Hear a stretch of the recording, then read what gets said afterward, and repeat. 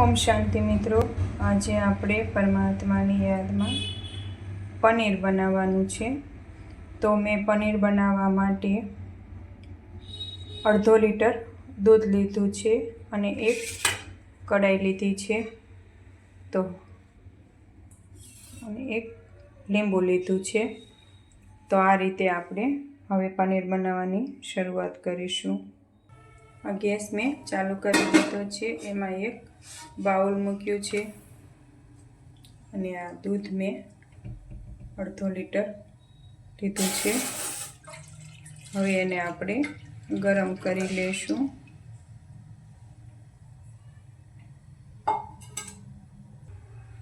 દૂધ આપણે ઉકળવા દેવાનું છે.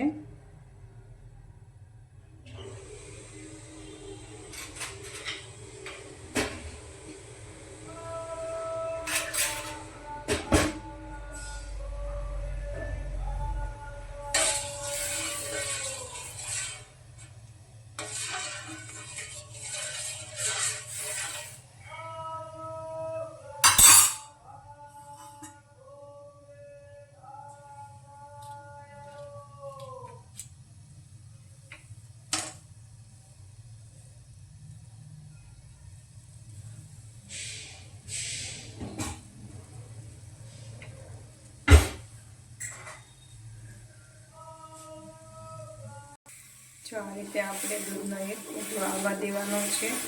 હવે આપણે એમાં લીંબુ જે આ લીધું તો એનો રસ મેં કાઢી લીધો છે. આ રીતે એમાં એક લીંબુ નાખવાનું છે.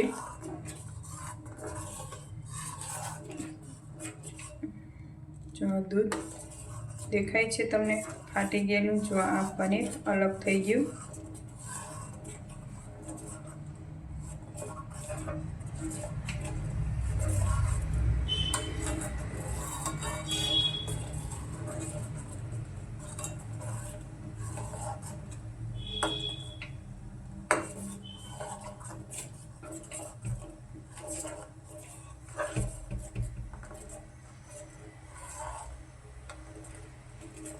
આ રીતે હવે 5 મિનિટ રહેવા દેવાનું છે. પછી આપણે પનીરને અલગ કરી લઈશું.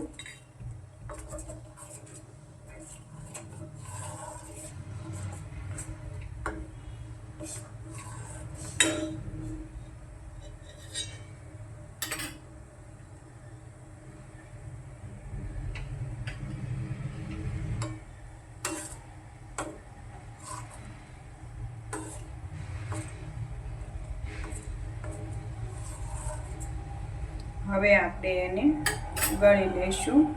આપણે ગેસ બંધ કરી દેવાનો છે. મેં આ એક બાઉલ લીધું છે. એમાં આપણે ગળણી મૂકી છે. હવે એમાં આપણે એક રૂમાલ મૂકવાનો છે. પછી જે આપણે આ પનીર બનાવવા દૂધ લીધું હતું એ એમાં આપણે નાખવાનું છે. જો આ રીતે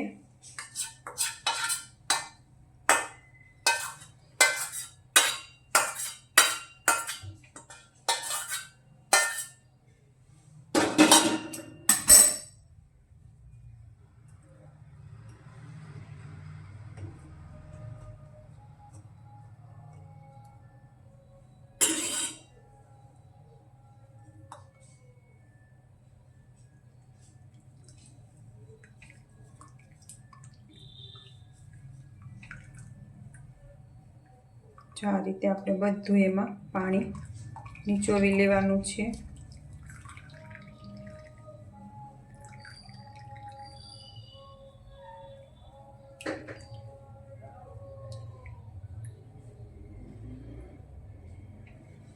જો આ રીતે આપણે પાણીને અલગ લઈ લીધું છે. આ તમે કોઈ પણ ફરસી પૂરી છે કે ગાંઠિયાનો લોટ બાંધવામાં લઈ શકો છો. અને ન લેવું હોય તો તમે ઠરી જાય પછી ગમે તે જાડવામાં પણ નાખી શકો છો. હવે આપણે આગળ હું બતાવું. હવે આપણે આ રીતે એક ડીશ લીધી છે અને ડીશમાં આ રીતે આપણે જાળીમાંથી લઈ લીધું છે. પછી આપણે એને આ જો મેં આ પીંડો લીધો છે. તમારે આવો પીંડો ન હોય તો તમે કોઈ પણ ખાણી છે કે ગમે એ વજનવાળી વસ્તુ મૂકી શકો છો. આ રીતે આપણે થોડી વાર રહેવા દેવાનું છે. પછી આપણે ઠરી જાય એટલે આગળ બતાવું. જો હવે આપણે આ વજન મૂક્યો તો એ લઈ લેવાનો છે. જો આ આપણું પનીર તૈયાર થઈ ગયું છે. હવે આપણે આ ડીશમાં મૂકી અને ફ્રીજમાં ઠંડુ કરવા માટે મૂકી દઈશું.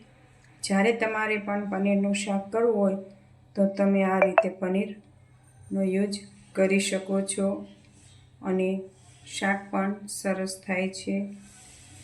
ઓમ શાંતિ મિત્રો.